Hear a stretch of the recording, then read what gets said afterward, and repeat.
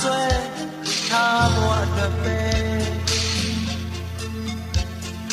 ထားတယောက်ရဲ့ရှင်လန်းစေယမတတိယကစွတောင်းမယ်တွန်းလို့တဲ့ကိုလဲထောင်စင်သိမ်းထားမယ်လေကိုဘဝတည်ွယ်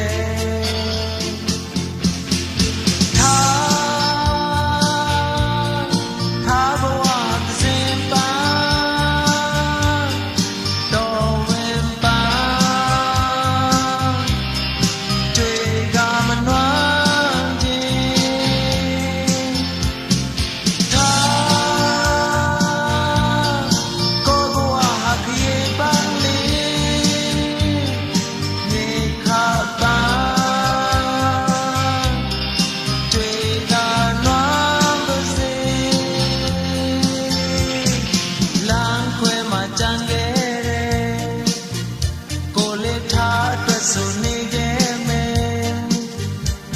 ချစ်တတ်တဲ့စိတ်ကလေးကံကြမ္မာရေးမပေး